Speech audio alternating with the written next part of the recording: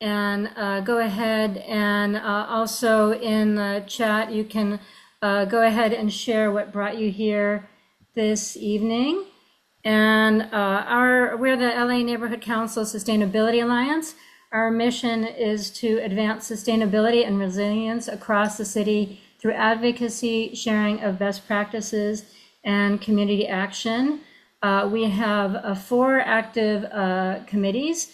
They are advocacy, energy, transportation, and trees. And we will talk more about them. We'll have committee report backs at the end of the evening. Our agenda tonight, we're going to do super quickly. We're doing this introductions and housekeeping, and then we will dive very quickly into the candidate forum for the evening. Then, as I just mentioned, we'll do committee reports. We'll have an opportunity for anybody who wants to do announcements, and then we will ask for evaluations from anybody and everybody, we hope. We do have community agreements that we ask everybody to follow. If you can turn on your camera and show your face so that we continue to build a community this evening, that is really helpful. Please assume good intent and give everybody the benefit of the doubt and demonstrate respect and appreciation. We do have the chat open and we are happy for you to use it, but we ask that you refrain from having too many side conversations in the chat. And going along with that is we ask you to listen intently and also step forward and then step back, meaning contribute and let others do the same. Be concise if possible, and of course it's important to have fun. Want to introduce the board, and so I'll go ahead and do that now and introduce a couple other people as well. I see Charles first. So Charles, please go ahead and introduce yourself. You got me just as I was swallowing. Hi, everyone. My name is Charles Miller. I'm on the board here. I'm also the chair of the Green Committee for the Palms Neighborhood Council and involved in a number of other environmental efforts, including I'm the chair of Los Angeles Climate Reality Project and on the Community Forest Advisory Committee as the CD5 commissioner in Los Angeles. Great, thank you. And Aurora. Hi, good evening. Welcome, everyone. I'm Aurora Corona. I'm also a board member of the Los Angeles Neighborhood Council Sustainability Alliance, and I live in Pico Union, former Pico Union Neighborhood Council member. I'm glad to see everyone here, and thank you. Thank you. And Alex. Hi, everybody. I'm Alex Tangelos. I'm formerly the chair of the Wilshire Center Koreatown Neighborhood Council Sustainability and Beautification Committee, and I'm also currently the sustainability chair for my law firm for Southern California. Thank you. And Muriel. Hi, my name is Muriel Nakar. I am also a board member of this board, and I am the co-chair for the Transportation and Land Use Committee. Thank you. And we have 2 non-board members who are helping us tonight manage the forum in case anybody gets unruly. Terry, go ahead. Terry Saucier with the Tarzana Neighborhood Council and LANCSA, and glad to be here. Thank you. And Kathy. Kathy Schreiner, president of the Van Nuys Neighborhood Council, and glad to be here. And I should mention, thank you, Kathy. My name is Lisa Hart. I'm the executive director, and I'm also on the Silver Lake Neighborhood Council Green Committee. Okay, I think that's probably it for housekeeping, except somebody, if it hasn't happened yet, somebody will put the community agreements in the chat. And Terry and Kathy are here to help make sure that we all follow them, although I honestly don't anticipate there will be much of an issue this evening with that. But we do take them seriously, and if they aren't followed, we will actually ensure that they are followed or that people will be removed. Lisa, I'm sorry to interrupt, but could you make sure one of the board members are a co-host in case you follow? Oh my gosh, thank you, thank you, thank you. That merits interrupting because that's the stuff we normally do when we are not in the wrong meeting Zoom link. So yeah, okay. I just made you a host, so you can go ahead, Charles, and make other people co-hosts. I guess I shouldn't have made you host, but I did. So now I've given Charles far too much power. So if things go awry, now we know why. Okay. Okay, so I think we can dive into the meat of the program, although since we're supposed to be all going vegan, I guess we can't use the term meat the way we used to anymore. But if somebody can please go ahead and spotlight me and Alex and Marissa and Aida now, that would be super helpful because we're going to introduce ourselves and get into the topic. Hydee Feldstein Soto withdrew from the event. I would call it recently. Some people would not call it recently. That's debatable, but she did withdraw, which was a real disappointment to me. But still, I think we're going to have a really, really substantive conversation that I'm really excited about with two of the candidates for city attorney. So I'm really excited to have Aida Ashouri and Marissa Roy with us here tonight. So I'm just going to go very briefly through some of the guidelines, I guess we can call them, for the forum, and then we will jump in. So we've already asked the candidates, I told them what the community agreements are, and they, along with all of us, are asked to follow them. I would say most of the questions that I'll be moderating tonight, and most of the questions that I'll be asking were actually submitted in advance. We asked people to submit them online, and we got some really, I think, fantastic questions. So I tweaked some of them, but really the vast majority are from other people. Since there are just the two of you, we'll just be going back and forth between you. So mostly back and forth, except for there's one question that is really mostly for Marissa. So there'll be a slight tweak in the order, but mostly it's just be going back and forth, starting with Aida, just because it's alphabetical order. I will be able to ask follow-up or clarifying questions, and each of you will be able to rebut and also ask follow-up clarifying questions if you want. So just let me know. So we do have some flexibility, and if we want it to be, it can be a little bit more conversational, just so you know. Let's see, I'm just looking at what I've written just to make sure I'm not missing anything. I think that's about it. Alex here, the reason she's here is because she's our timekeeper. Because of our little earlier glitch, she might not be the best timekeeper, but we'll see how it goes. And we can go old school and use my iPhone or her iPhone if need be. I think that's it. Marissa or Aida, do you guys have any questions or anything you want to clarify before we start? I just was wondering if there'll be any warnings regarding the time or clock or anything. Well, yeah. So Alex has, we're going to use, good question. We have the fancy Zoom timer, which will show you the time. So yes. I've been having technical difficulties with my Zoom timer, so we're doing old school. I'll just hold up the timer. Oh, we're going old school. Okay. So we're not super fancy. And there might be a little bit of a glare, Alex, just so if you can manage the glare. Yeah, that's pretty glary. So you might want to change your light. Yeah, it's pretty glary. Okay.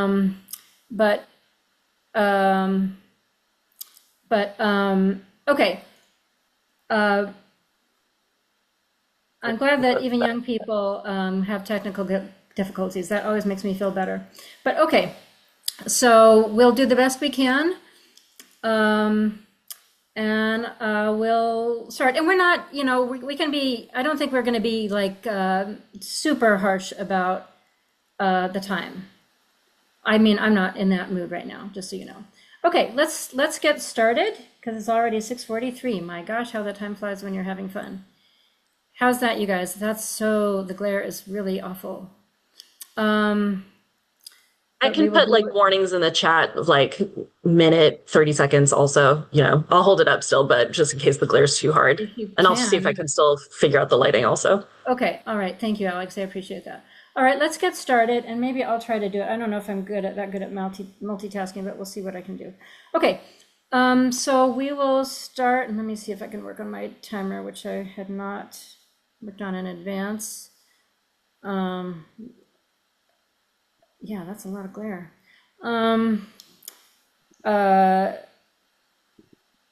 Okay, so this one is going to be for 1.5 minutes.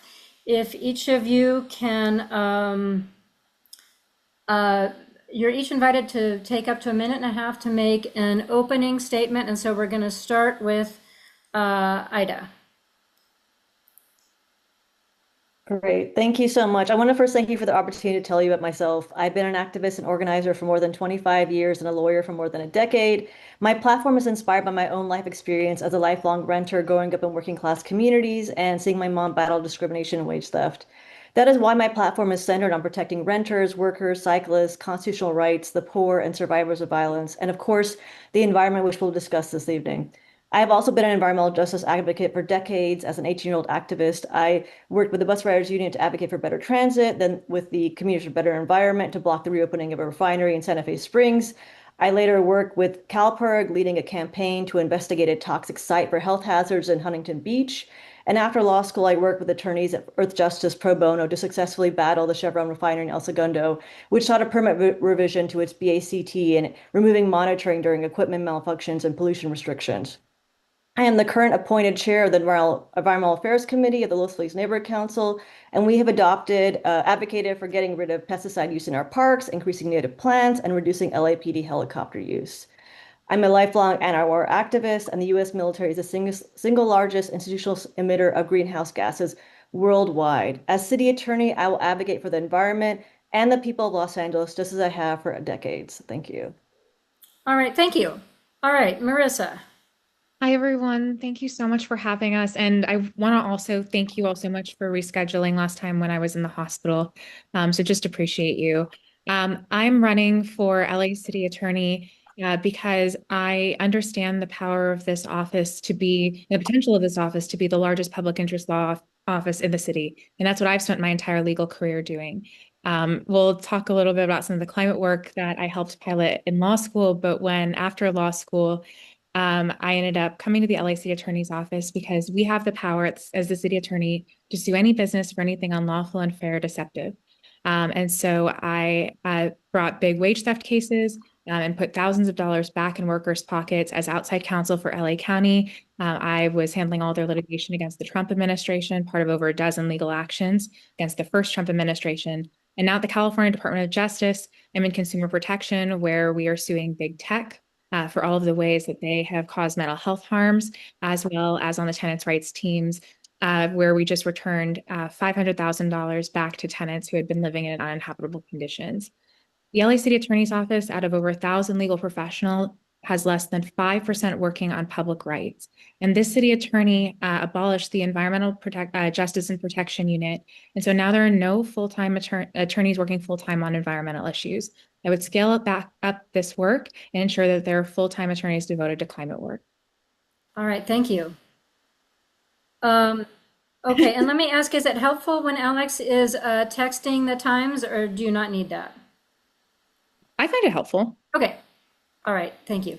All right, and for my next question, and I'm also going to give you guys 1.5 minutes, I would like each of you to explain your understanding of the role of the Office of the City Attorney, and if you like, your vision of the office. Okay, and so this time it is Marissa. Go ahead. Sure. So the city attorney office is a dual function office, meaning it represents the municipal corporation whenever we're sued, writes ordinances, provides legal advice to the departments and council.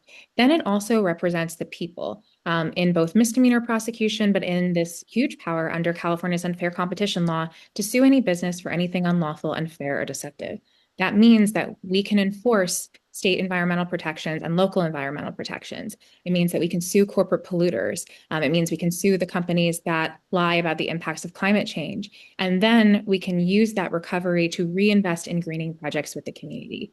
This public interest power of the city attorney's office is what I've spent my entire career doing at the city, for the county, and now the state. And my vision is to scale it up from being 5% of the office to being 20% of the office, to make sure that we're devoted to environmental justice, to workers' rights, to tenants' rights, to suing the Trump administration, and that we're working with community to build these lawsuits.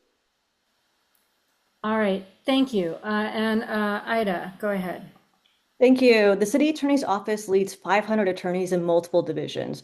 35% of the office is focused just on prosecuting crimes, and it has 5 offices dedicated to doing that. 19% on defending lawsuits, 19% on advising the mayor, city council, and the 50 departments and commissions, and then the remaining section on affirmative litigation, as well as advising the ports of LA, the airports, and LADWP. As a candidate that has worked in and actually has experience in all these different segments, I want to make sure that our prosecution section is actually focused on care and not conviction, so not criminalizing poverty, not further pursuing or furthering racial profiling. I want to make sure that when we defend lawsuits, that we're doing it in the public interest. And most importantly, especially when it comes to this section, the environmental section, is when we're advising the mayor, city council, and the 50 departments and commissions, as well as the other units, to make sure we're incorporating environmental issues like CEQA. And we have seen the result of that when we do not do that is more lawsuits when our city ignores these environmental concerns. And a good example is LA Zoo expansion, where they affirmed this environmental report and ended up getting sued and engaged in 2 years of litigation, and they ended up giving the organization what they wanted in the first place. And so my goal is making sure that our city is following environmental laws, enforcing them, and prosecuting them. Okay, thank you very much.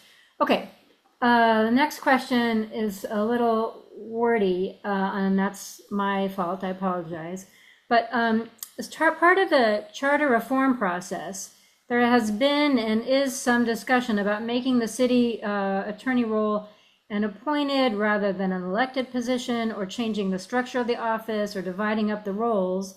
And my understanding is that the Charter Reform Commission has recommended dividing up the roles so that the city attorney prosecutes misdemeanors, but does not represent the city, and that representing the city be an appointed role in order to avoid conflicts of interest. Now, I could be wrong about some of that, so if I'm wrong, you're welcome to correct me.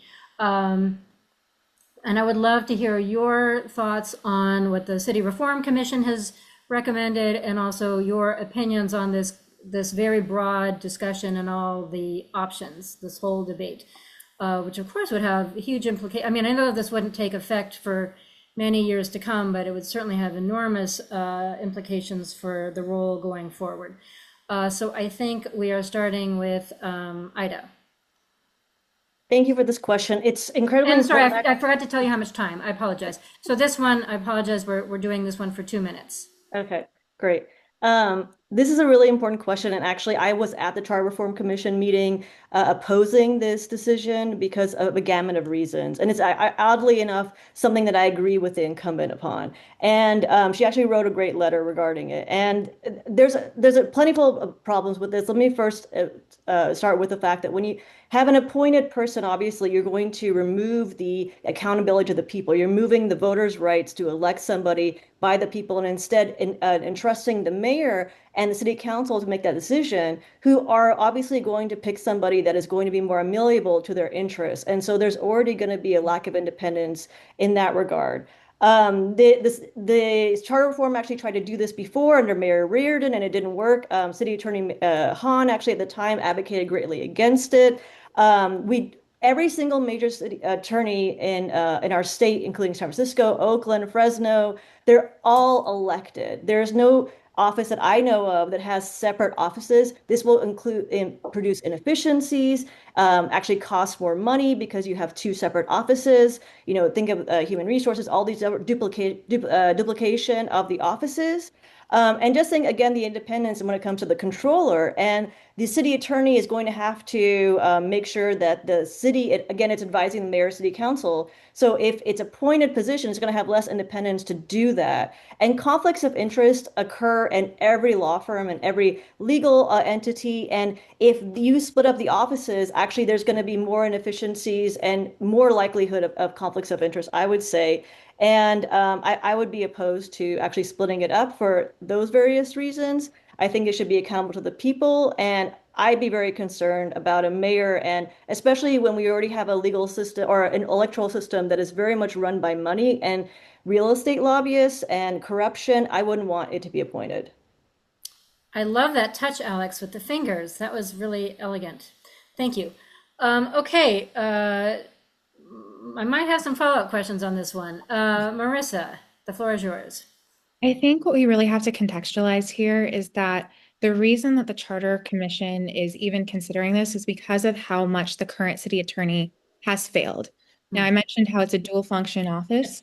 On the municipal side, your fidelity is to provide, and your duty is to provide competence to the client, whether it's the department, the city council. So, for example, Tim McCosker called out the city attorney a few years ago for writing an ordinance that did not match the intent of his motion. When Nithya Raman passed a right to counsel ordinance, somehow the city attorney returned the ordinance without the word right. When the council authorized the city attorney to hire Gibson Dunn for the LA Alliance homelessness case, it was a $900,000 contract for 2 years. The city attorney signed off on $1.8 million in 2 weeks. Recently, when there was an injunction against LAPD for the use of less lethals against journalists for crowd control, the city attorney went over the head of the client and did not, and tried to lift that injunction and was rebuked by council. It is because of all of these reasons that the city council and the Charter Commission have been seeking more accountability for the city attorney. Now, at the same time, there has been a crisis of morale in the office. I've spent my campaign, I've spoken to over 100 deputies in the office. These are my former coworkers. I am a deputy, so understand that experience at the AG's office too. And they feel like they are being punished for her bad behavior right now. And so there's a lot of emotions and feelings about this, which is why I'm not going to take a public position. That's what I've pledged to them. But what I will say is, regardless of how the Charter Commission and the bifurcation is voted on, I am committed to leaving the office with more restrictions on the city attorney than I enter it, because we do need to add more accountability measures so that the city attorney can't go rogue. And that is exactly what she's been doing. Okay, I think I do want to push a little. Did you say that you're not taking a position on this? Is that what you said? I'm not going to take a public position, no, but I will happily talk through the values and help people understand the pros and cons. Okay, and sorry, could you say why you're not taking a public position? Yes, that has been at the request of several of the deputies. I have been working with them. And yeah, Sheila, Chidol, I'll bundle in your question too. So when I was at the city attorney's office, I was, according to Administrative Code 2321, I was appointed by Sue Franz and can share all the documents. As a deputy city attorney, that's how I appeared on court documents, with which I can share, how I was on the website before it was scrubbed. The city attorney placed a false article in the West Side Current. Mike Fuhr tried to go on record to correct it, but they wouldn't retract. So I was funded by an outside fellowship, but my title was deputy city attorney, which is what I've represented. And I got to know those colleagues well. They taught me everything as a young lawyer I now know about consumer protection. And so I've worked very deeply with them in crafting the campaign and making sure that we are building back the office together. And the request I've gotten from them is not to take a public position on charter reform. And so, but what is the reason? I'm sorry, I'm just missing the reason, I guess. You know, when you're a deputy, you work in this office generally for many, many years. And you take a lot of pride in that work. And every 4 to 8 years, without very little input or control, the head of your office changes. And sometimes it can go wildly wrong.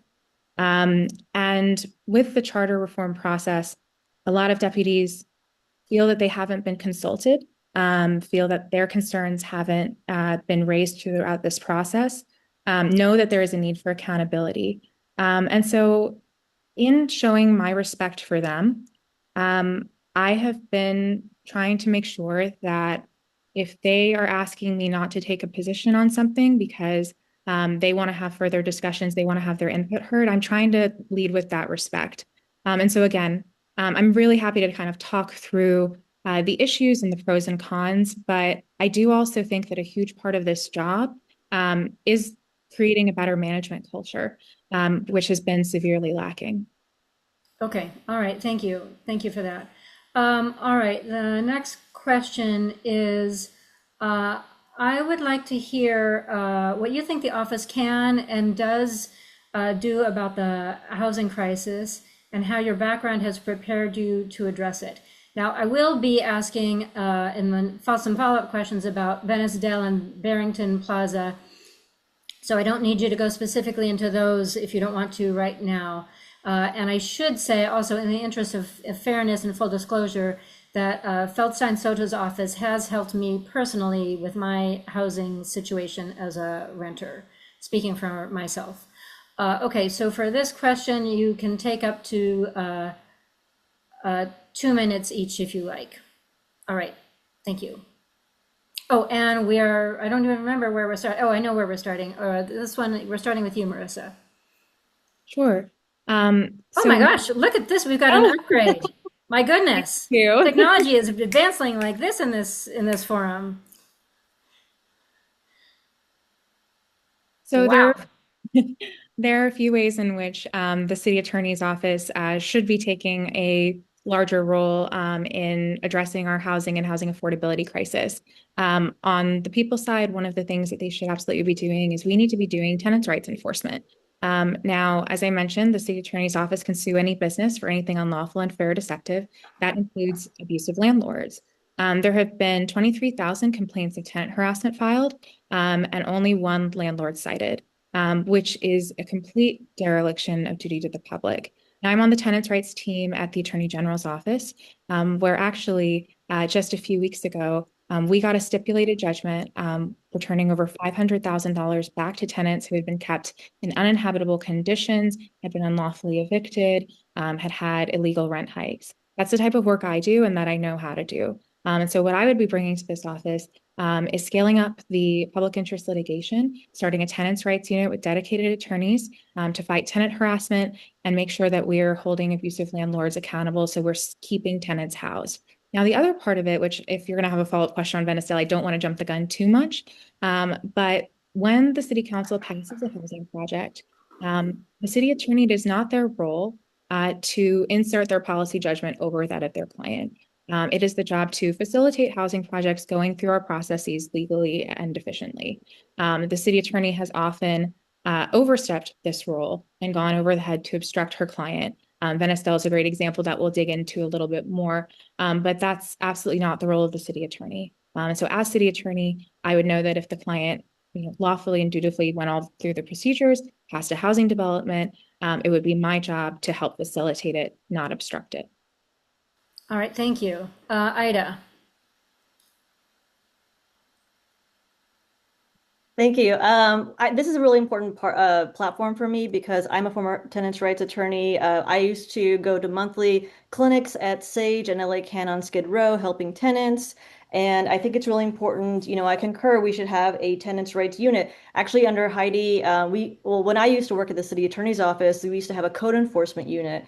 And that was actually the unit that investigated slumlords and made sure that they were held accountable for not for code violations and making sure they were repairing properties. And Hydee closed that unit. And I would make sure that we reopen it, but also expand it to investigate incidents of tenant harassment as well, which are used to push renters out, as well as things like illegal rent hikes and things like that that are used to harass renters, because I think we should have an all-encompassing office.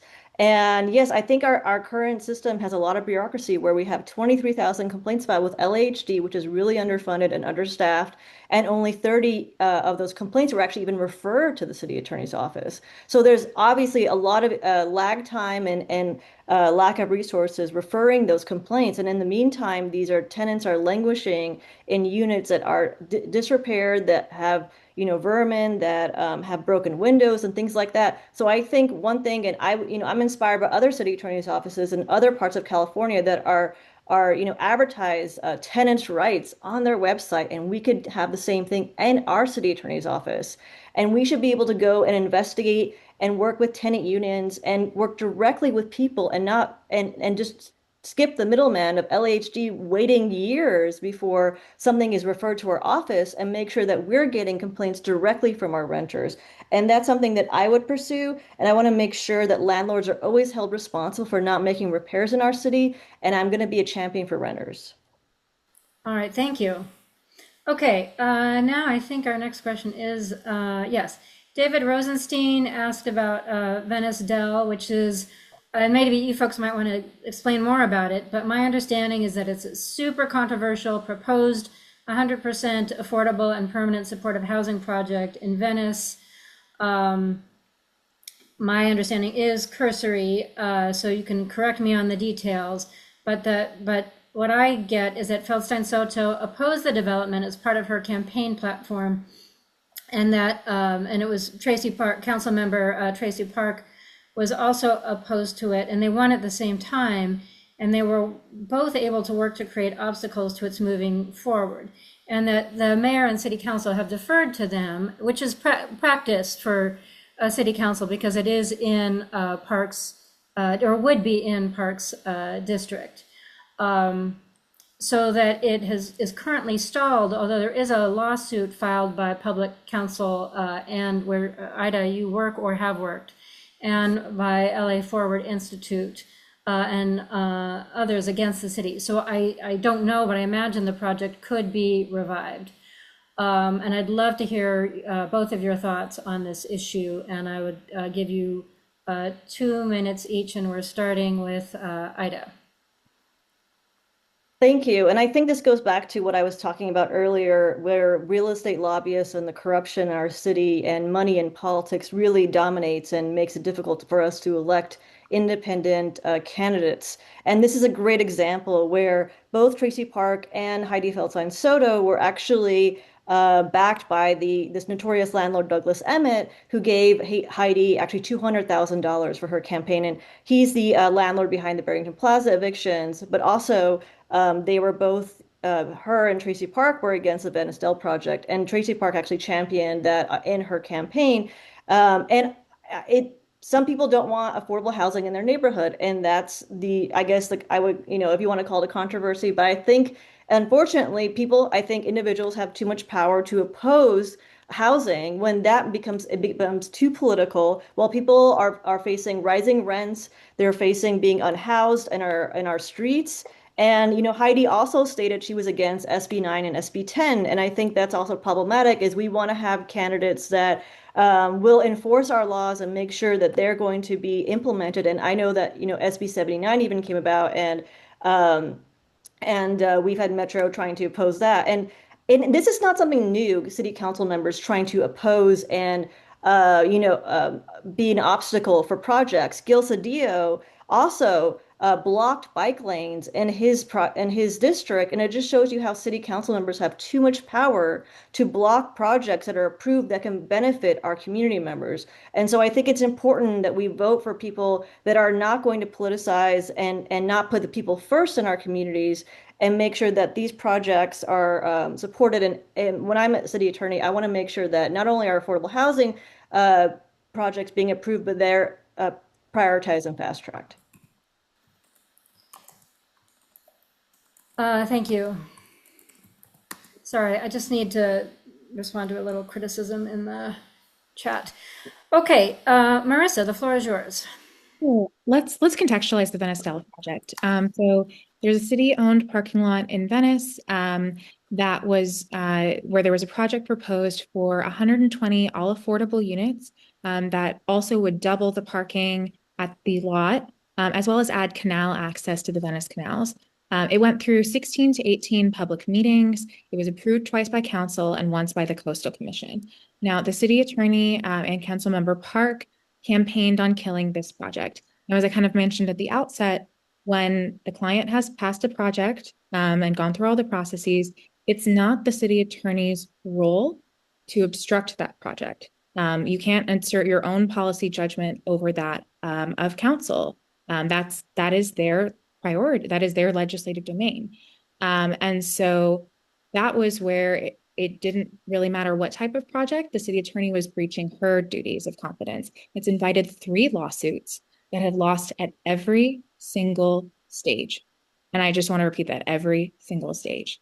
It's cost the city over $1 million defending these lawsuits to not build housing during a time of a housing crisis, while at the same time, there's a $42 million grant from the state for this project that's on hold. There's a $3 million grant from the county that's for this project.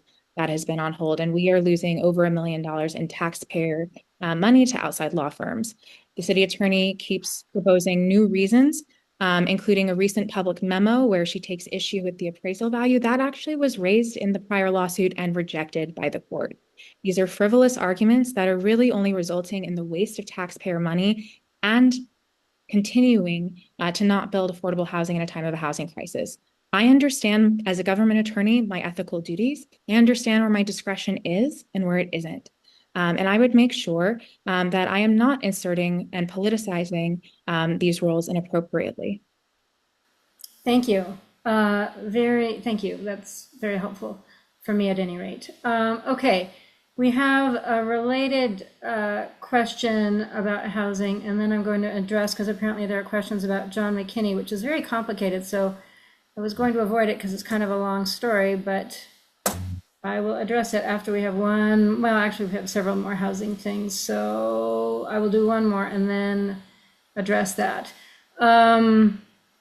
This is from John Rothstein, and I think this is effectively verbatim what he wrote.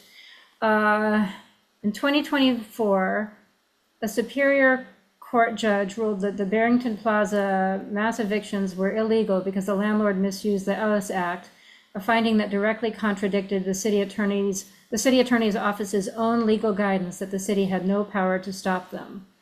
How can voters trust the current office to protect 600,000 rent-stabilized tenants when a private tenants association had to do the city attorney's job and win a case that the current office claimed was unwinnable? I apologize for not reading that well. So I will give each of you 1 minute to respond. Of course, it's unfortunate that the city attorney herself is not here to answer that question, because it sounds like it was really directed to her. Marissa, that is first for you. Sure. So Barrington Plaza was a building, is a building in Venice with 700 rent-controlled units. There were issues that the sprinklers all needed to be replaced. The corporate landlord, Douglas Emmett, used an exception in the Ellis Act to try to mass evict all of those tenants. But it was clear from the face of the paperwork that there was evidence of fraud. I actually organized with those tenants. I wrote a letter to the city attorney's office because we have the power of pre-filing subpoena, asking the city attorney to issue a subpoena to start the process of that litigation. Because again, we can sue any landlord for anything unlawful, unfair, or deceptive, and lying on paperwork is deceptive, and also against our city and our local laws. She refused to do so. Douglas Emmett, as Aida mentioned, gave $150,000 to the IE that supported her. Now, the tenants that stayed won their case, but that was a Pyrrhic victory because many of them had already left. And so okay, sorry. I guess I should have given you more time, but we've run out. But Aida, now you have 1 minute. Thank you. I think this is a great example of the fact that the city needs to do more to protect tenants and needs to, again, she closed the code enforcement unit. So she has basically eliminated the unit that was dedicated to trying to investigate these types of cases. And so that's another reason why we need to dedicate resources to this. I think the city attorney has not prioritized these types of lawsuits. And although she might have said that it's not feasible, I think it's more there's political, motivations to not actually pursue these types of cases, especially when there's a conflict of interest, when the donors are involved in this type of lawsuit. And I think in general, people who are involved in lawsuits like this with the city really shouldn't be donating to people's campaigns because of this sort of, conflict of interest and different sorts of biases that can happen. And in the city attorney's office, you want to have as much independence as possible. All right, thank you both. Okay, briefly, John McKinney joined the campaign very late after this was already scheduled, and while Hydee Feldstein Soto was still going to be joining us. So I invited him to his campaign to submit a statement, and he did not respond. And then a few days ago, his campaign reached out and wanted to participate. And I was like, oh my gosh, it's really, really, really, really, really, really, really late. But I decided to ask the candidates what they thought, and they were both very gracious and said, fine, no problem. And so I said, sure. And then they said, oh, we can't. So there we are. And they did not submit a statement. So he's not here, and they did not submit a statement. So that is the story about John McKinney. Okay. And the next question is also housing related and also transit related. The controversial SB 79 housing bill, which would allow much denser housing near transit, passed last year. And the city is now grappling with how to manage and possibly mitigate its effects. And City Attorney Feldstein Soto opposed the bill on the grounds, I understand, at least in part, that we don't have the infrastructure to support it. I'm not an expert on this either, and I would like to give each of you a couple minutes, 2 minutes, to address the issue as you see appropriate, including how your background has prepared you to address it. And I should add that the Sustainability Alliance, our organization, did not take a position on it. So Aida, you are first for this one. Thank you. I think this is really ties into the whole goal of this organization, NCSA, because SB 789 tries to address an issue of wanting to build denser housing when we are in a city of sprawl, of inefficiencies in terms of urban planning. And this is supposed to resolve this. And our current city is zoned about 74% for single family zoning. And that means you can't build multifamily housing in that entire area of the city of Los Angeles. And so SB 79 is very targeted. It doesn't upzone the entire city, and it focuses on transit areas. And I think that's incredibly important because if people have to commute to transit points, then it kind of defeats the purpose of having transit in the first place, and it makes it more accessible. And SB 79 was actually considerably revised with community input before it was actually became, legislated. And certain areas were actually, hands off for SB 79. And I read Hydee's letter, actually was consulted, asked by a reporter to comment on it as well. And I don't think that it was, necessarily rational. I think it was more based on her own political interest, because I think a lot of things she was addressing weren't actually issues in terms of SB 79. And being on a neighborhood council, we actually consistently advise the city in terms of what we think is beneficial for our communities, and we oppose the move of the city council to try to oppose SB 79 because we want to have denser housing to make sure that our communities, one, that we increase housing. And so if we are continuously pushing out people from the same multifamily zoned areas, which is what is happening right now, where older apartments are getting pushed out for bigger apartments and people are getting kicked out of their rent-controlled apartments, we're not solving the housing crisis. So we need to build densely to reduce our emissions and to provide housing. Thank you. Marissa. So again, here's the thing to remember with SB. So SB 79, it changes the zoning around transit areas to allow for greater density. Now, the thing is, the city attorney, she opposed SB 79. She argued it was an unfunded mandate. Now, that has a very specific constitutional meaning. I'm actually the only candidate who has litigated an unfunded mandate case and won when I represented 8 cities against Ron DeSantis when he actually imposed an unfunded mandate. What an unfunded mandate is a command to compel a local government to do something without providing the necessary funding. And that is against a provision in our California Constitution. The difference in being able to distinguish is, does the legal provision compel the local agency to act or merely invite voluntary action? Now, the thing with SB 79, and I was just, quoting the test right there. If anyone wants to look it up, it's 514 P3D 854 858 is the pin site. What is important to know about SB 79 is it doesn't compel Los Angeles to take any action. It invites voluntary action. It will change zoning laws. There will be many discretionary steps in between. That's why unfunded mandate is not a proper grounds to challenge this law. And if the city, as the city attorney is trying to do, gins up a lawsuit against the state law, they will lose, and we will lose taxpayer dollars.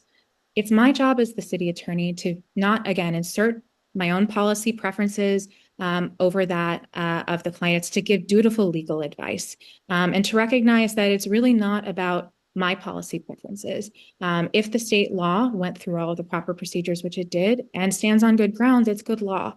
And I would not lead the city into a frivolous lawsuit that taxpayers would pay the price for. Okay, thank you. Okay, this next question is from August Miller. I hope I'm pronouncing that mostly correctly.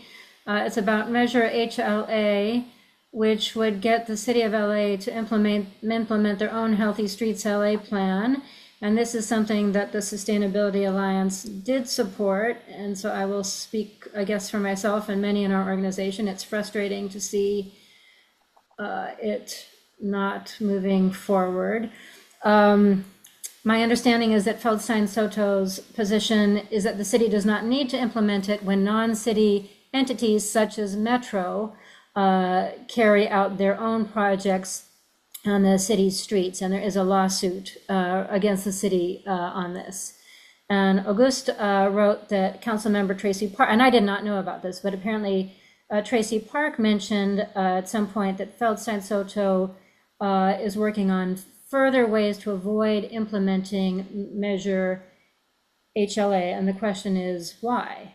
Now, Feldstein Soto isn't here to answer that question, but I welcome your, the two of you, your thoughts on the measure and how you might support or oppose it. And I will give each of you 2 minutes on this one. Sure. And the first one, you've already figured out, it's Marissa.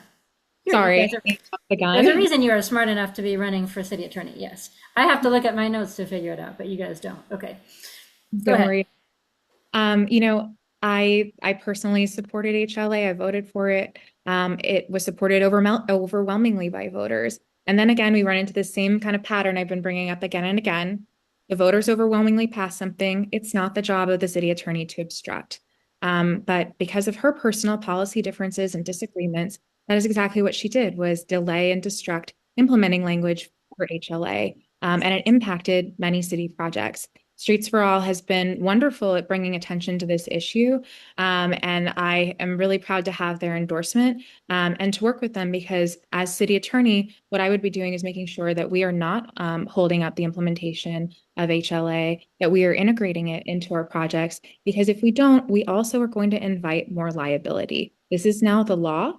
We need to make sure that it is implemented, that there are the clear guidelines, that they are applicable to our projects, so that we don't invite more lawsuits. Again, this is part of not only making our streets safer and making it safer for pedestrians and cyclists, but also being fiscally responsible with taxpayer money by not opening us up to further risk of litigation, by not abiding by the law that voters overwhelmingly passed. All right, thank you. Aida.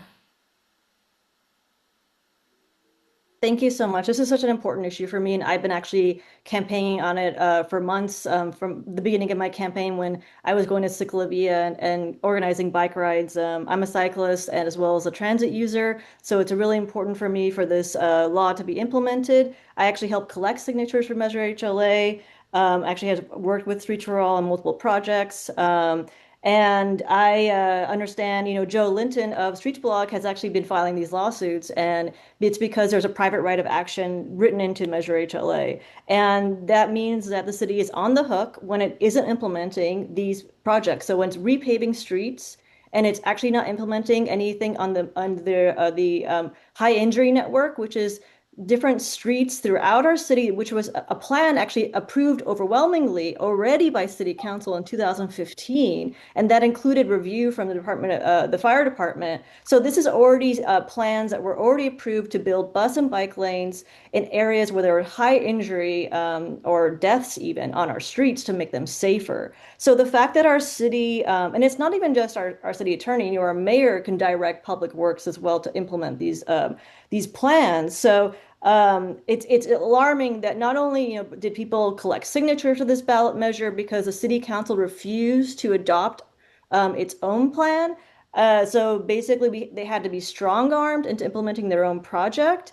And on top of that, they're basically sort of, discouraging democracy in a way because people went through so much work just to get this on the ballot, just to push the city to finally take action to build safer streets. And so I'm definitely for making sure that Measure HL is implemented, and in general, just making our streets safer, looking at all the thousands of millions of dollars of lawsuits that we're being sued because people are getting killed on our streets more than homicides. Thank you. Okay, the next question I think is my question.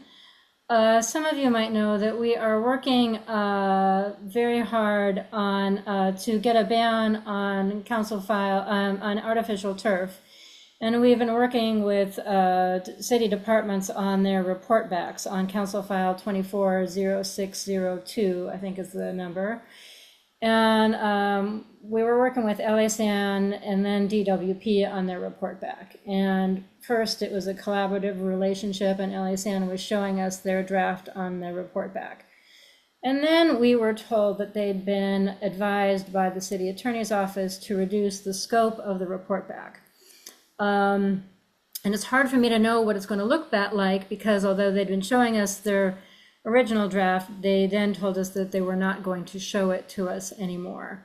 And so we've been talking with some of our partners, and the thinking is that there's a concern regarding liability, and that maybe there's an issue with permitting or it's called TMDLs, the total maximum daily load of toxic chemicals being exceeded. So, this is the stuff that, frankly, really bothers me when I learn. The more I learn about how the city works, the less happy I become.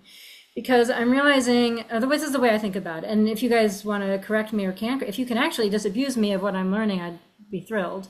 But it seems to me that the way the city is thinking about its liability, and they're thinking, okay, through this, the way the original report back was drafted, we're exposing a liability, and we don't want that. So the city attorney comes in and says, rewrite it, because we want to, the city attorney's job is to protect the city, meaning the municipal corporation, right? Not meaning the people of the city or the well-being of the city, right? That's not their job. So, and what I want the city attorney to do is to be thinking about the well-being of us and how we're doing on our health and all that stuff. But that's not their job. And that makes me very sad, and that makes me feel like our system is a disaster, and it's never gonna, we're never, the system isn't working. It's not set up to work. So I guess I just love your thoughts about, whose interest the city attorney is really working for, and how, if you guys were in office, if you guys could make it work differently. But I imagine maybe you'd get in there and you'd realize it was your job to do that too. I don't know. So I'd love to hear your thoughts, and you each have 2 minutes, and I think Aida is up next. I think it's kind of ironic that we're talking about this right after the housing, which again was city attorney was taking positions, not necessarily even protecting the municipal corporation or the people. It was political interests.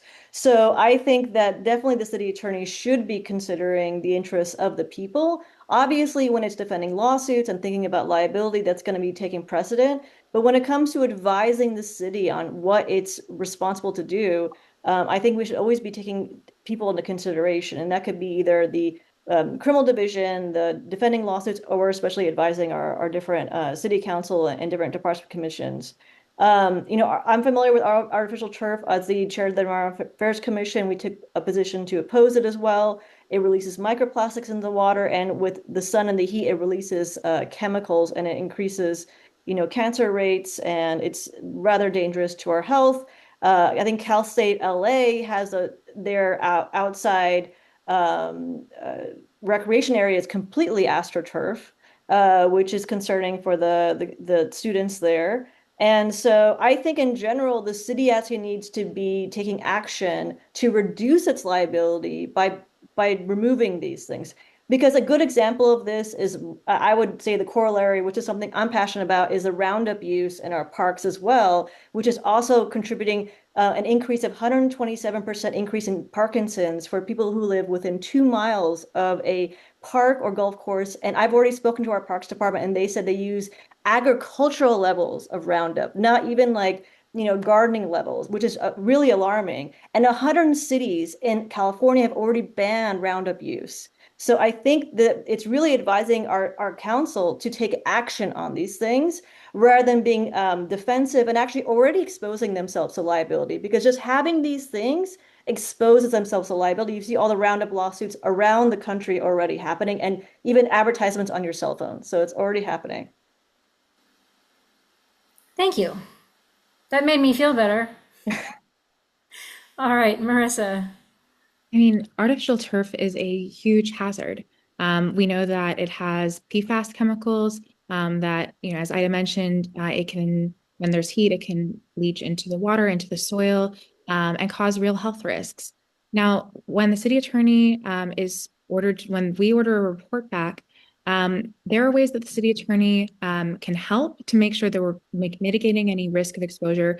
But it's, again, not the city attorney's job to obstruct. It's the city attorney's job to help us get to yes, to make sure we're facilitating as much of that report back. And if there are genuine concerns, to find ways to mitigate them without killing the report back, and recognizing that you still have to maintain public transparency, as well as the council members' wishes for more information. Now, one of the ways that I would really love to help on this issue is, remember I said we can sue companies for anything unlawful, unfair, or deceptive. We should be suing the companies that create this artificial turf. We not only have that power, we can sue companies for public nuisance, which is where you endanger the health, welfare, and safety. It's been the way that several cities, like San Francisco, went after the paint companies in the lead paint litigation. And it's something that I would want to do, to go after the companies that have been creating these astroturfs and these artificial turfs, and endangering the public. So that's how I would want to use affirmative litigation to proactively go after these companies and then reinvest that money into actually greening and making sure we're getting rid of this turf.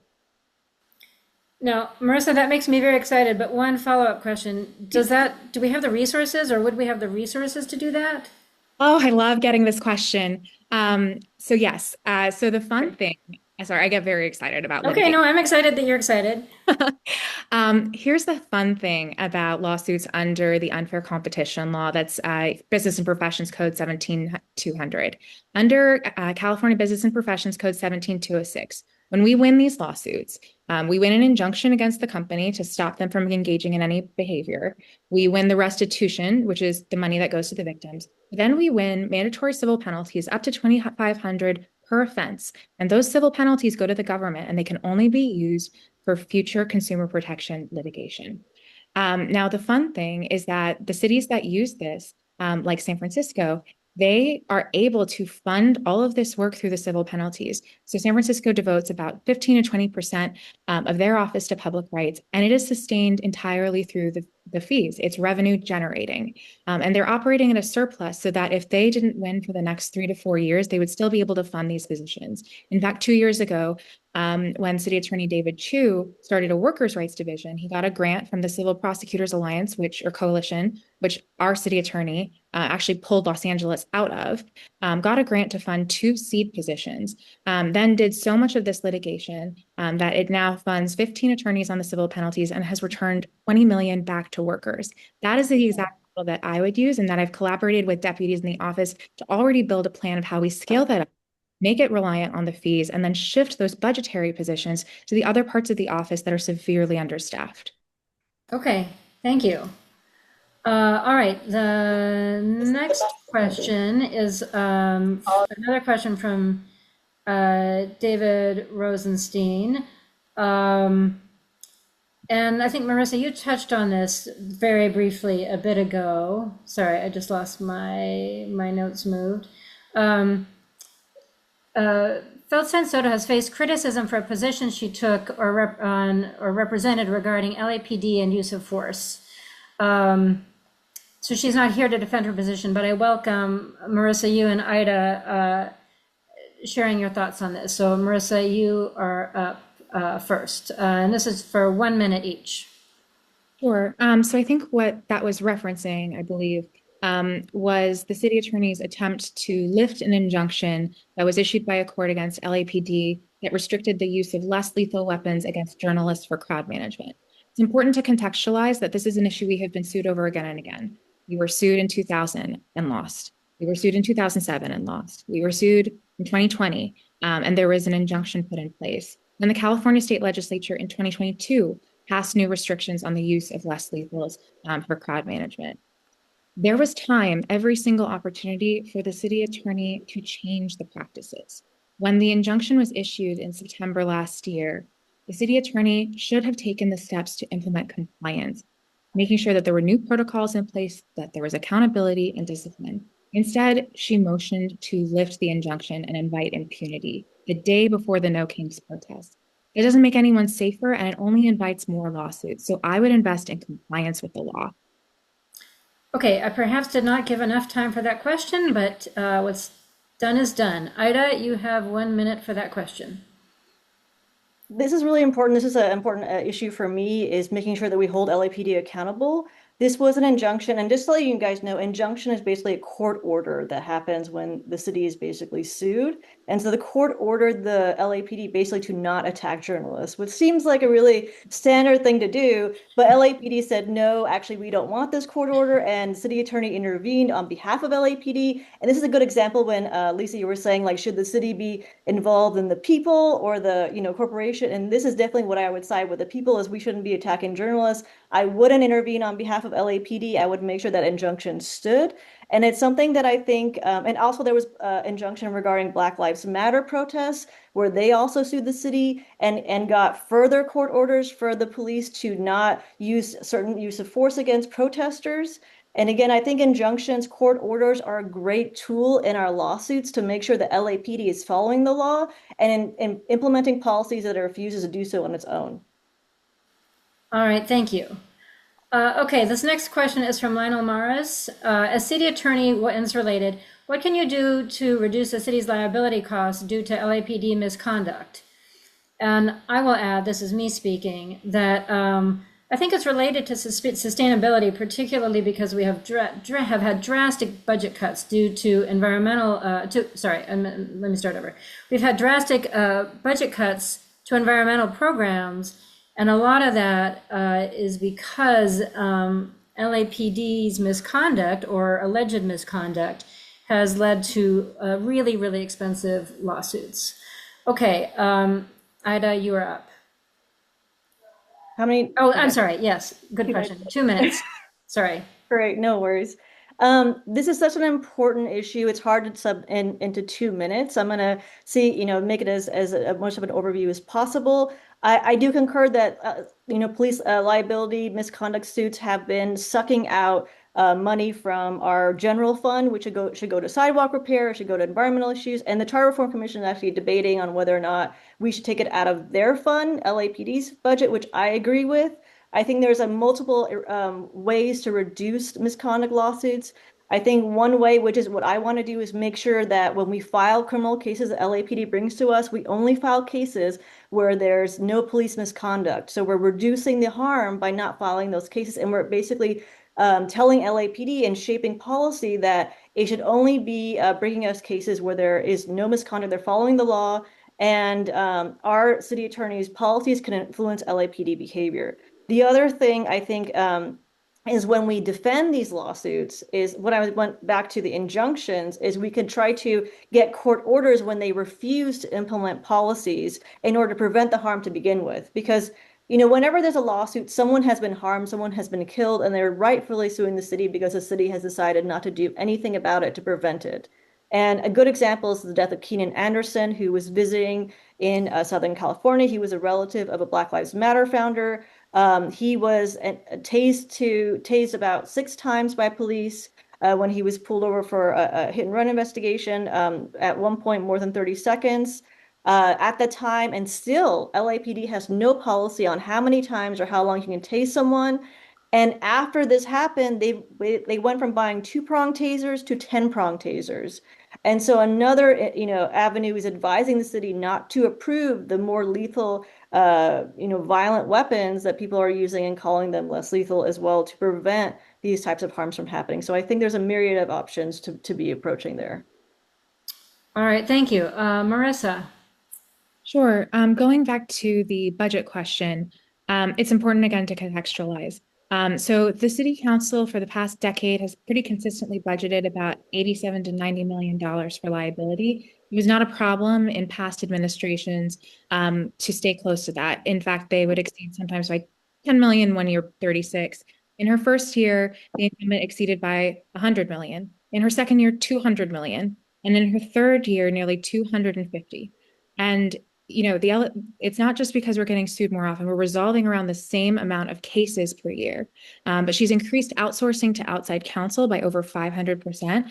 Attorneys and law firms that are billing us thousands of dollars per hour that are incentivized by hourly billing to stretch out litigation. And then also, she's failing to value cases properly and be able to determine when you go to trial or when you settle, and is enforcing many cases to trial for nuclear verdict. A good example reported in the Times was a plaintiff's attorney offered to settle 5 cases for 10 million. She forced it to trial and it came back with a $40 million verdict. 1/3 of our liabilities are police-related liabilities, both HR, internal HR, and use of force. The 3 things that I want to do is mitigate the overspending caused by this administration by cutting reliance on outside counsel, except when absolutely necessary, when there's a conflict or there's such a niche area that it doesn't make sense to hire an individual position, a full-time position. 2, I would want to implement the case valuation procedures we see in other offices, particularly the DC Attorney General, which has been able to evaluate cases up front so that it has saved the district tens of millions of dollars. And then the biggest piece was what I was talking about earlier is we need to invest in compliance. We need to proactively make sure that we are not getting sued for the same things again and again and again. And particularly like with the LAPD example, that we're implementing protocols, having accountability, and keeping by discipline. All right, thank you. Okay, this question is for Marissa, but Ida, you are welcome to answer as well. And it's from Joth Rothstein. And I think I'm going to just read it verbatim. Ms. Roy, you've claimed City Attorney Feldstein Soto is scared to sue the Trump administration. Yet her office is currently leading a 36-city coalition against federal troop deployments and is being sued by the Trump Department of Justice for refusing to dismantle LA's sanctuary city protections. How can you tell voters she is scared to fight when the president's own administration has singled her out as a primary legal adversary? You have 2 minutes. Sure. I'm not telling anyone that anything that she didn't tell herself. She went to the Sherman Oaks Homeowner Association in March 2025 and said that we've elected not to be at the forefront of litigation against the administration because they are not affecting us. Now, that it's also important to contextualize that when Trump, right at the beginning of his administration, did a ban on birthright citizenship, the California Attorney General and the San Francisco City Attorney sued. And the LA City Attorney not only did not join that lawsuit, but didn't even join the amicus brief that hundreds of cities joined. When Trump issued the first executive order to pull federal funding from sanctuary cities, San Francisco, Santa Clara, San Jose, Sacramento, San Diego sued. They went through all of the processes. The city attorney did not join that lawsuit for months. It took a council motion, 25-6094, where the council forced the city attorney to intervene in the ACLU and Public Counsel's lawsuit against ICE. When the federal administration sued the city, there's no discretion. Of course, the city attorney would defend, but she has not elected to lead any of the litigation against the Trump administration.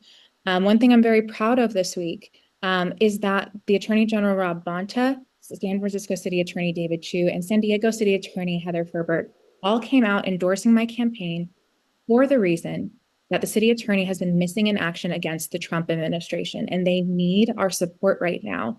Right now, we need to be suing the Trump administration at every opportunity, is what I have experience doing. And this city attorney is not leading on this issue. And it's something that her own colleagues and the heads of other offices, and indeed the highest attorney in this state, felt was important enough to endorse her opponent. Okay, thank you. Ida, do you want to weigh in? Yeah, of course. Well, I think it's really important, obviously, to use every resource to oppose Trump. And Mike Fuhrer actually did the same exact thing during the first Trump administration. And actually, I advised him on a couple of different issues in terms of making sure that we had the right policy for Represent LA, which was a fund to help immigrant defense, and as well as a wrote an ordinance to prevent us from having a religious registry, which is something that Trump actually threatened at his first term. And so I do think lawsuits can help. I do also think we should make sure that we're focusing our resources as well on the local issues and partnering and joining with other city attorneys is a really great choice. But for instance, our city continues to approve, mass surveillance, private surveillance contracts that with Flock and other private companies that have been cooperating with ICE. And our city is not doing enough to protect our residents right now at home in terms of basically funding any type of immigrant defense, making sure that people feel safe, making sure there's some support with terms of rent, mutual aid. And so I think if we're going to invest in lawsuits, we have to make sure that they're carefully written because many of these lawsuits have, resulted in a lot of money and failures and actually really bad rulings, like the due process lawsuit that we were engaged in that went up to Supreme Court, and actually Supreme Court said it's okay for racial profiling to happen.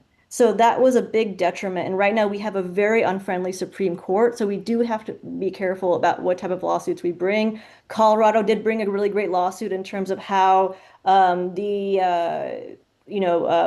determination of a flight risk of an immigrant was determined. But then the Fifth Circuit came out and said that it was okay for them to arrest immigrants, even though they've been here for 30 years. So I just want to explain that it's really important to consider all those factors when filing a lawsuit. All right, thank you both. Okay, our next question is from Karen Waters. She's one of our bonk commissioners. I tweaked her question a teeny smidgen because Feldstein Soto isn't here. Why should we entrust you with our votes? Please share how you would work with our neighborhood councils and the Black, Brown, and marginalized communities. 2 minutes each, starting with you, Aida. Thank you so much for this question. I think this is so important, and I think it's important for people to walk the walk as well as talk the talk. And throughout this whole campaign, I've reached out to organizations on the ground. I've been at strikes, I've been at rallies, I've been at community organizing events, organizations that don't have the capability of endorsing, or giving money. These are just grassroots organizations doing Home Depot patrols or, knocking on people's doors, going to businesses, preparing them for ICE raids. And I think having that on the ground perspective is so important. And I'm already working with organizations like, Black Lives Matter or other organizations like Unión del Barrio, which is already in the community doing the work. And I think if you're not doing that work now, then we can't expect someone to do it when they're in office. And as someone who's been an activist for more than 25 years, I've been doing the work in our communities and I've been on a neighborhood council. So I know how important it is to make sure that we have that pipeline. And I think one thing that, Hydee did was close the neighborhood prosecutor program, which is something that I worked with when I was at the city attorney's office, as well as when I was at a neighborhood council. And I think it's a great pipeline for our community members to have someone directly from the city attorney. And we could even expand that office to make sure we're implementing mediation programs and restorative justice through that program, because it would allow us to, prevent things to get to the prosecutorial level or to suck up more resources. And we used to have a very successful mediation program, and I think it continuously kept getting defunded.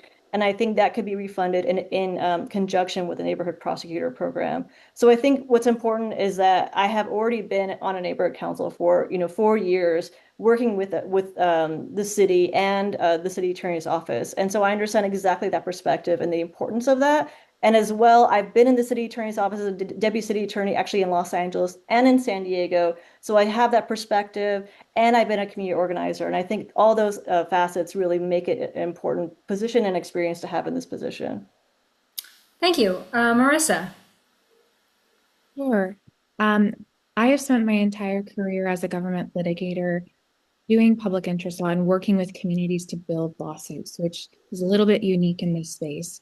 when I built my first case against 3 port trucking companies that were misclassifying drivers as independent contractors and using that as a ruse to deduct hundreds of thousands from their wages. I built that case with the Teamsters and with Lane. One of the cases I'm proudest of in my entire career, the case against 2 car washes who were paying workers as little as $4.50 an hour because they were threatening immigration consequences for undocumented workers. We were able to work with Clean Car Wash to bring that lawsuit to protect the workers from retaliation, give them anonymity, and to win them back $10,000 to $40,000 each. My recent tenants case, we've been working with legal aid. I've been working with the tenants. I've spoken to all of the tenants. I've toured their homes personally. I've sat with them and heard their stories. That's how I build lawsuits. It's not a faceless lawsuit. I understand that behind every caption is a family. And so that's exactly how I want to build these lawsuits and these public interest lawsuits with the city, is that I want to bring communities into the process. I want to make sure that tenants are part of building the lawsuits that are going to reflect their stories and get them recovery. That when we're building lawsuits to offset the terrible corporate pollution, we are then working with community organizations to reinvest that in their communities, particularly communities that have been underserved and overlooked.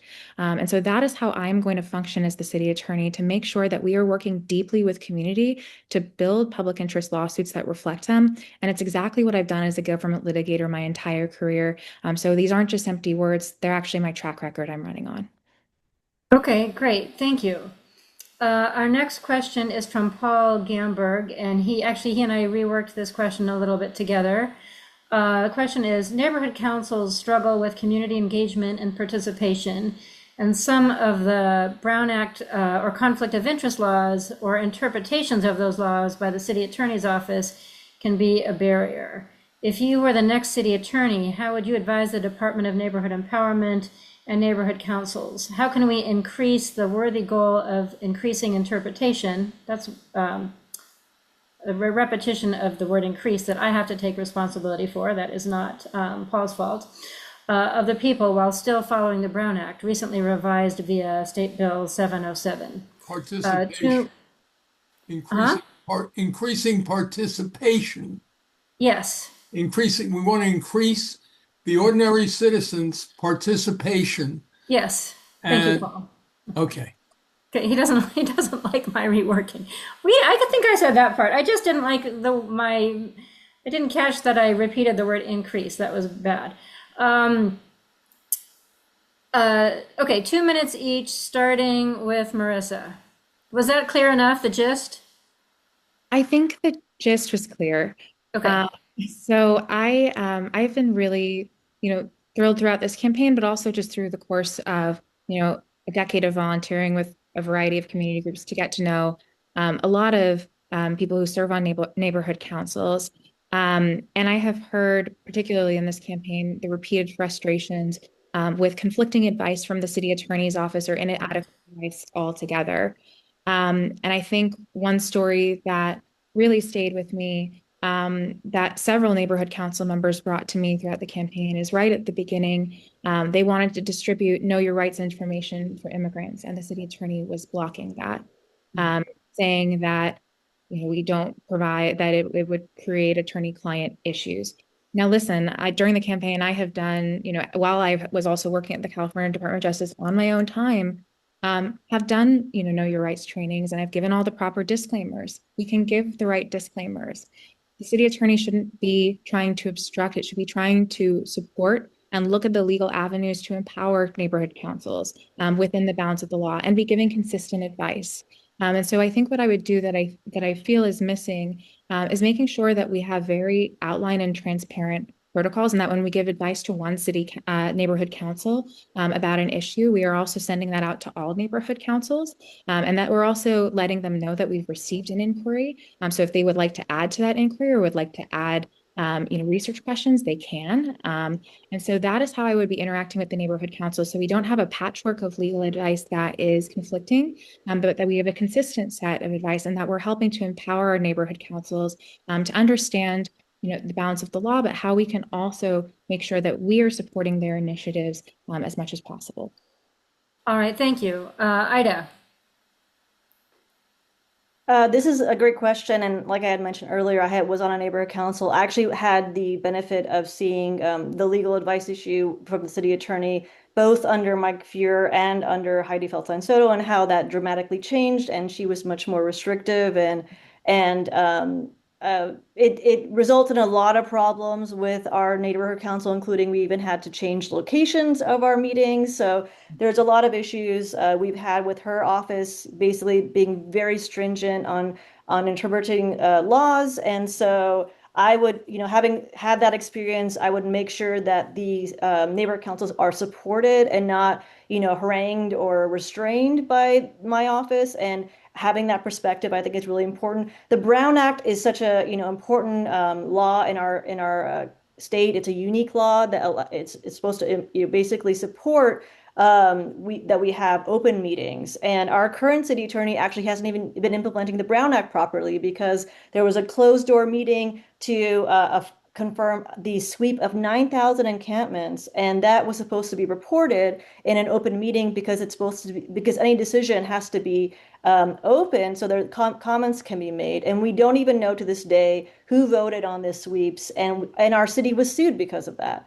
So when our city is not being, is not giving the correct advice and not even following the law itself, then that's extremely problematic. So I think it's really important to have someone in the office that knows the law, that can actually apply it. And I also, as a neighborhood council member, I created the Diversity and Inclusion Committee, where we encourage having more languages on our website. We provided community agreements. Our goal was to increase a more diverse and welcoming neighborhood council. And I think that's the type of policies I would actually support as well on a neighborhood council and actually in my own city attorney's office. All right, thank you. Okay, this next one, and we have a few left, but we're wrapping it up, which is great, because it's almost 8. From Christian Macedo, which I tweaked a teeny smidgen. What will be or have been your environmental justice priorities? And Ida, you are up first, and you have 2 minutes. Well, I mean, being an environmental justice advocate, I have so many interests, and I've already worked on a lot of things. Being the chair of Environmental Affairs Commission, I help advocate for the room to roam, the restoration of habitat connections, making sure that we are inspecting our oil well facilities and creating an ordinance regarding that, making sure that our projects like the LA Zoo expansion plan follows our actual environmental laws, breaking free from plastic and single-use plastics, and Roundup use, which I had alluded to earlier. And right now, I think, our city is repeatedly the worst air pollution in the country. And so I think one of the biggest things that I would make sure is that we are implementing Measure HLA, that we are implementing any type of safety features that makes it easier to take transit or bike in our city, because that is taking care of making sure our streets are cleaner and that we reduce emissions from transportation, which is the biggest source of our air pollution. I'd want to make sure to advise the city to reduce or eliminate Roundup use in our parks and golf courses, which I alluded to, increase our Parkinson's risk dramatically for residents. I want to make sure that we implement and enforce our tree ordinance, which is routinely ignored by our city and results in many of our protected trees being demolished by various landowners. And so I want to make sure that we are implementing it to the fullest degree to preserve our tree canopy, which is also incredibly important for an environmental issue. I want to make sure that we reopen the environmental crimes unit that Hydee had closed. That there are still environmental, crimes being investigated, but without the unit, it's not as strong like the other units that she's closed. And I want to make sure that we enforce CEQA. It's our landmark environmental law, and it should be used to advise, protect, and enforce and prosecute any type of polluters, and making sure our city is following it. Okay, thank you. Marissa. Sure. So, when I was in law school, we had a clinic with the San Francisco City Attorney's Office, and they had a little bit of a crazy approach where they would let law students come up with and pitch ideas. And the idea was that, or the theory I think behind it is that law students were, bright-eyed and bushy-tailed and sometimes wouldn't always think of all the constraints that we condition ourselves as lawyers, and they would be creative. One of the pitches that my friend and I worked on was pitching the city of San Francisco on suing fossil fuel companies for all of the ways that they had misled and downplayed the impacts of climate change and then try to recover for the city of San Francisco. And after I graduated, that was litigation that the San Francisco City Attorney's Office pursued. It's become a landmark case that has set precedent that the Attorney General's office followed recently when the Attorney General sued fossil fuel companies for misleading information about the recyclability of plastics.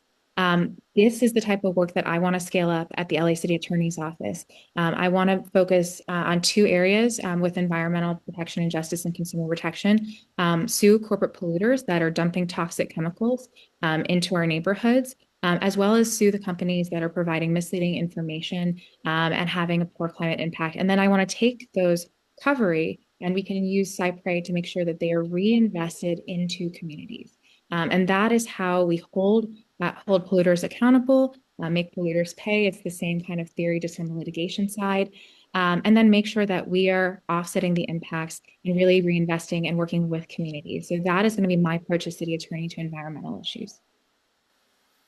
All right, thank you. There's one question I was going to ask, but I'm going to skip it because we are at 8 and I think we're in okay shape. I'm going to let you guys, each of you, make your closing statement for 1 minute each. And I think Ida, you go. Yes, you are up next. So you can make your. Oh, did I say Ida? I meant Marissa. It's all right. No.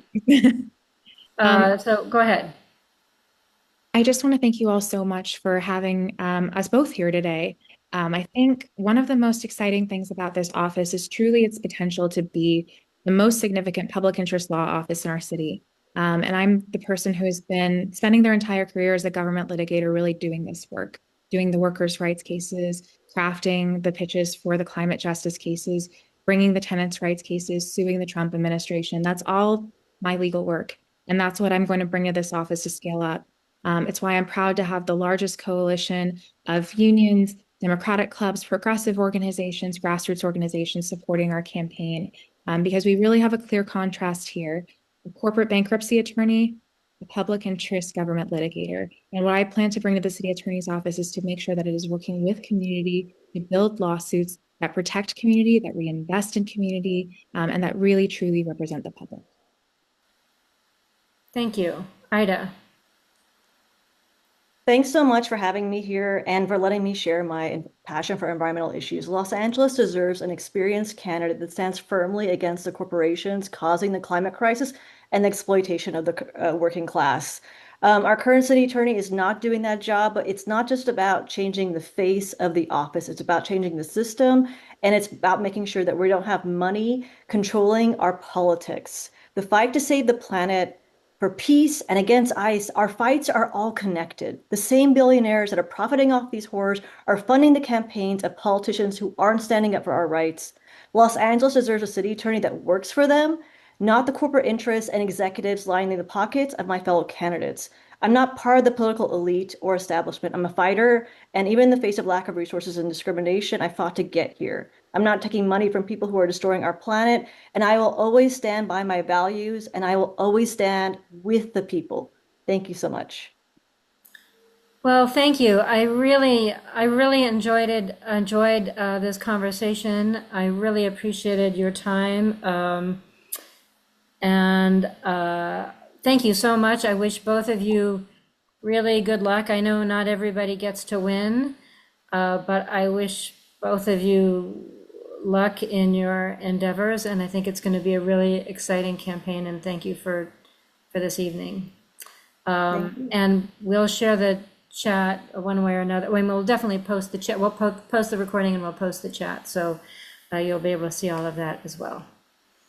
And we will continue with our committee reports. Can somebody on the board unspotlight us so we can see everybody and get to those? I'm on it. Thank you, Charles.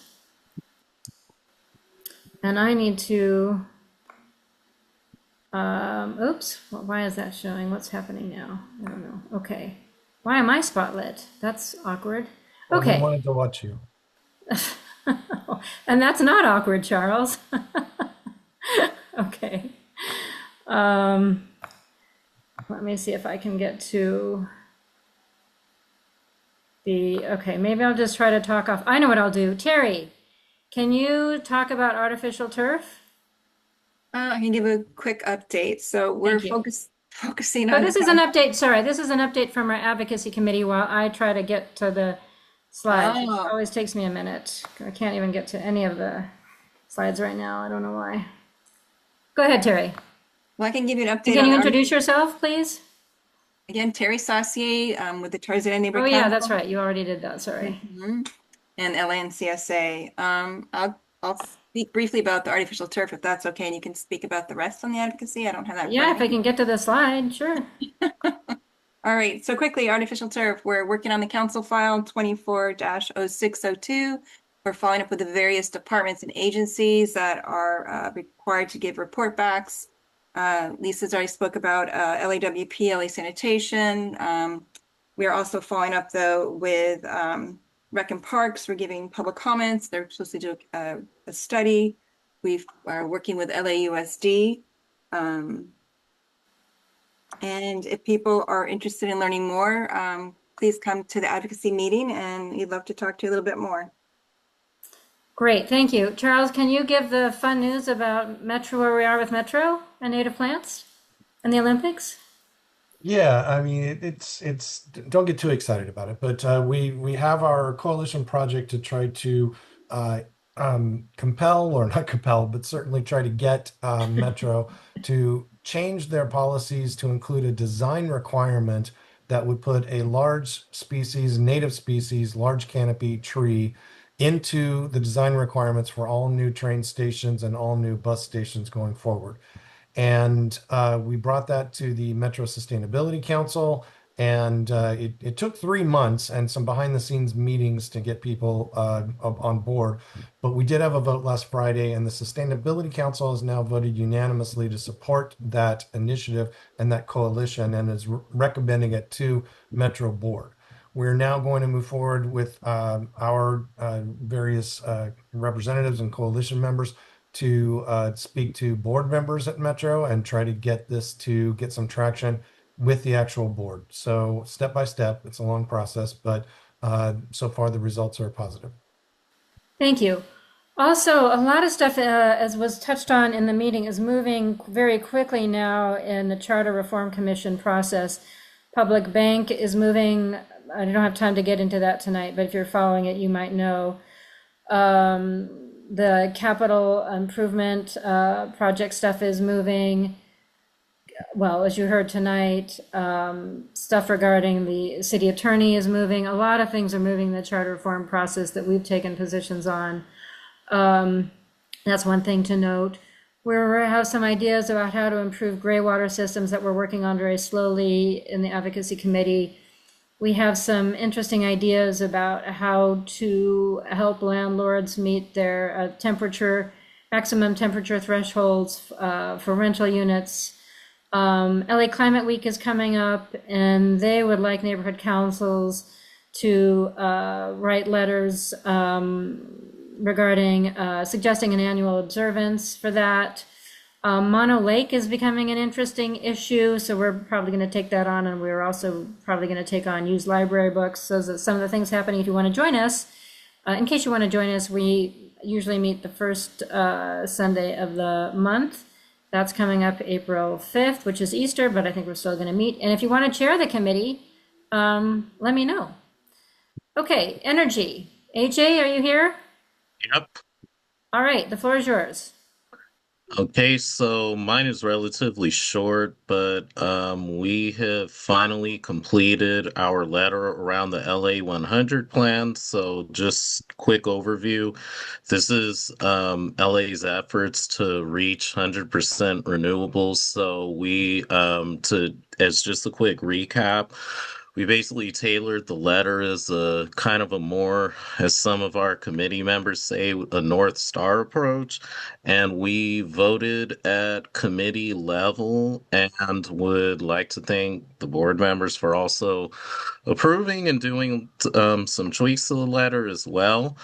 The other thing that we're working on is still working on some research around the motion relative repeal of Ordinance 187714, which is tied to the Ninth Circuit Court of Appeals ruling with the California Restaurant Association versus Berkeley. So had some interesting share from giving a shout out to committee member Fred Coons for sharing some insights with us on the New York law and just kind of how they were able to impose much stricter requirements and showing us proof of success. So we're continuing to follow on this. And at some point in the summer, I believe we're supposed to be getting report back on where LADBS is on this. And then right now we're in the middle of a letter around the polluters pay the Polluters Pace Climate Super Fund, which was tied to SB 6874, which unfortunately was failed legislation at the state. So it's focused around acknowledgement of Katie Yaroslavsky's previous support with hopes of future legislation on that. And then finally, we're still in the search of an energy committee chair. So whether you want to start by joining the energy committee, just getting a glimpse of what we do first. If you would like to participate and see what we do, we meet every third Wednesday of the month at 7 p.m. And that's all for my updates. All right, thank you. And in case some of you don't have all the ordinances memorized, that ordinance number 187714 is about new building electrification. Okay, transportation and land use. Hello. So we recently had, a couple of, we were supposed, this is just from the last one. Maybe I should have talked about the last two meetings that's happened since the last time we met. But we did have a meeting on March 10th, Tuesday. It's with our new co-chair. I don't know what happened in this slide, but it does have most of the ideas in there. It just doesn't look formatted correctly. But anyway, we had a brief discussion about the Metro D line opening. There's also discussion about the Pico Boulevard redesign.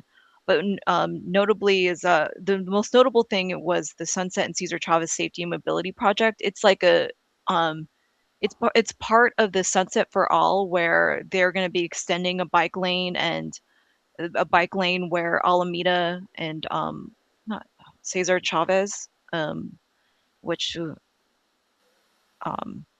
Cesar Chavez Boulevard.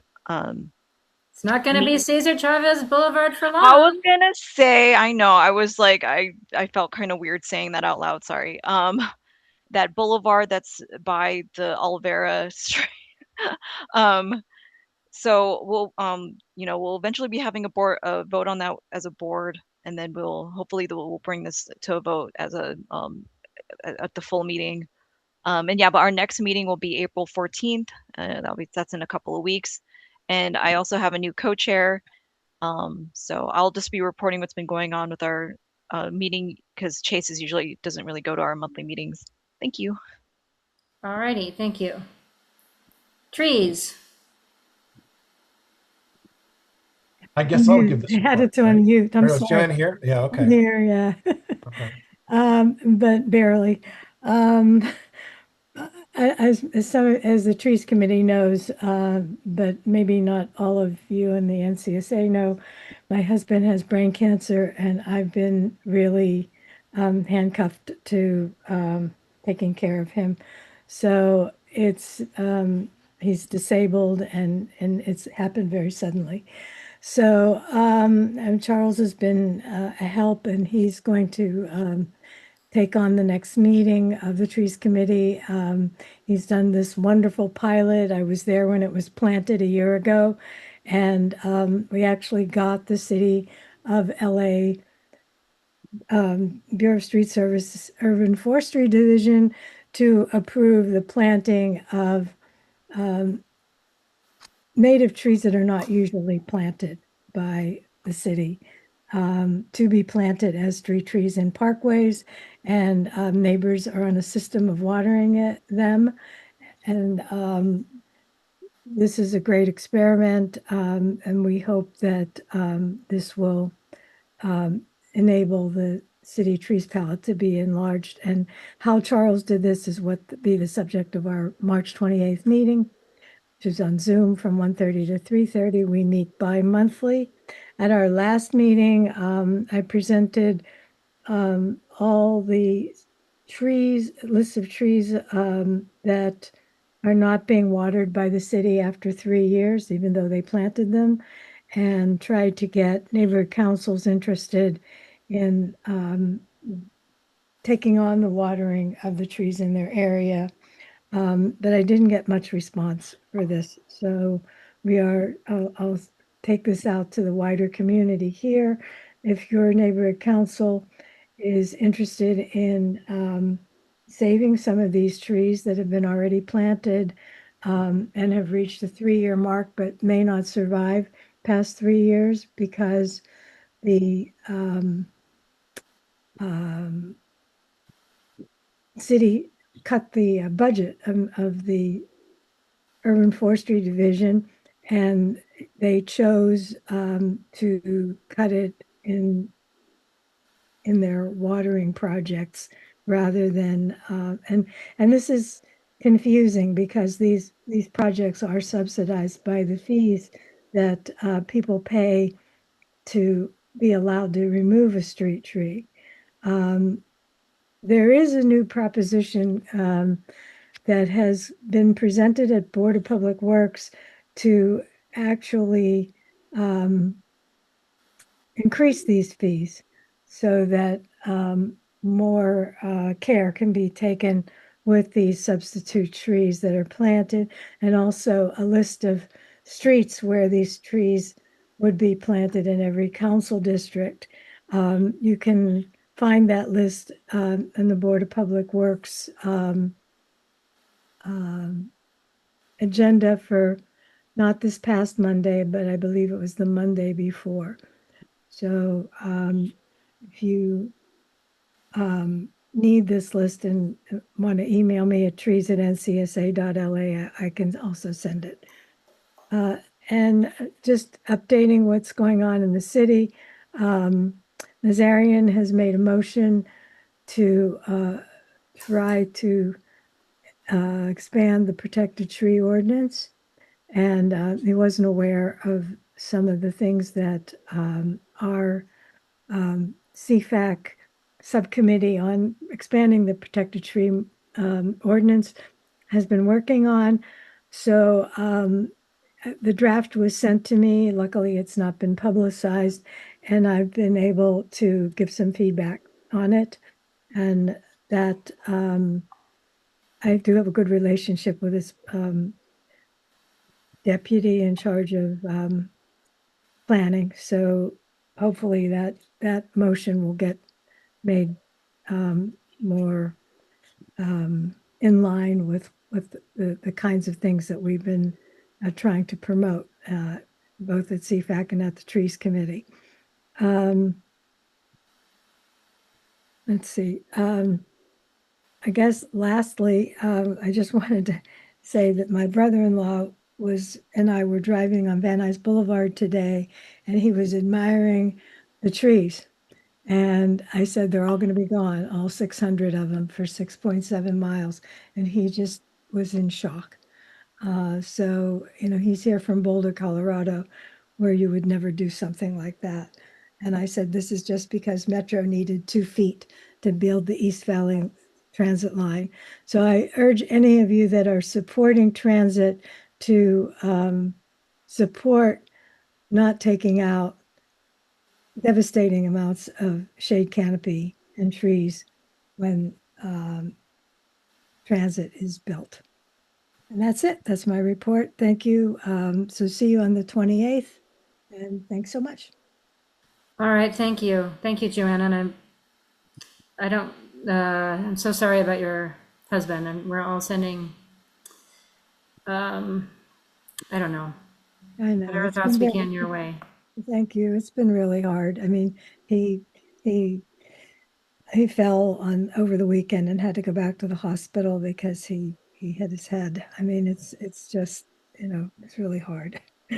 Like, and so yeah, it is really a shock in our lives. And so I am looking for a vice chair or substitute chair for the trees committee. I don't know. I mean, I'm plugging along as best I can, but I know that more could be done if we had some help. So, Yeah. thank you. Okay. Yeah, that's a theme. Yes. Okay, through thread through lots of our committees. So something for some of you folks to think about. Okay, so announcements. One announcement. So we have for LA Climate Week, Aurora, you're on your phone, Aurora. Do you want to talk about the event on the 13th if you're there and are you able to speak, or does Charles want to? I will if she doesn't. I mean, Okay, she might not be able to. Go ahead, Charles. so we're doing, you can access this in our calendar, and we are doing a tour of the Athens Materials Reclamation Facility. Actually, I didn't put it in our calendar. I didn't think to do that, but it is on our event page. Okay, well, it's also on the LA Climate Reality calendar if you need to look at something Well, right no, now. it was on our I event know. page. Okay, all right, all right. So, anyway, it's a joint event with LA Climate Reality Project, and we are hosting this for LA Climate Week. It will be on Monday. I'm going to put the link in the chat this very second. Okay, you do that. On Thank you. Monday the 13th. I mean, it's for all of you guys too. It's actually in the run of show. Yeah, so we're doing this thing. We're going to the Athens Material Reclamation Facility, which is where they process recyclables. And this is a really important part of the climate struggle that we often don't give much attention to. Our waste is a huge element of our climate work and contributes to greenhouse gas emissions and all kinds of stuff. And so this will be a very insightful tour that we rarely get access to. We would have loved to have been able to do this on a weekend where more people might have been available to do it, but it simply wasn't an option for us. So it's a Monday 10 a.m. thing at Irwindale, so it's a little bit further in. We do have a carpooling link on the sign up sheet that you would be taken to. And you can also, I'm going to try to take public transit, which is going to be a little bit of an interesting challenge on this one. But anybody who wants to do that with me, I'll see you there. And here's the one word of caution. We are limited to the space available for this event. And as of the meeting start time tonight, we only have 7 spots left. So if you are interested in this and you haven't signed up already, I encourage you to do so quickly because we do expect it to completely fill up. So there you go. Looks like Terry beat me to it. Thank you, Terry. I want Charles to document this on like the NCSA Insta or something, or like do like a live to like your journey. My journey through trash? No, your journey to get to there using the public transit thing. Okay, for the transit. Yeah. Well, the Gold Line or whatever it's called now, I think goes there. It goes a couple miles away, so you have to take a bus from there, and depending on the time of day, it's 2 buses. So I'm gonna try to make it work. So okay, well that part you might want to just hop on a little Uber for that last part. Anyway, okay, and then we are working, you guys. We're working on a candidate forum, but working on candidate forums is very hard, and I see that Glenn is not happy with me, but I'm used to Glenn not being happy with me, so that's okay. But working on candidate forums is very hard, so I'm hoping to have another one for LA Climate Week, because I really want one for LA Climate Week, but it might not happen. So we'll see. But I think those are our announcements. Are there others?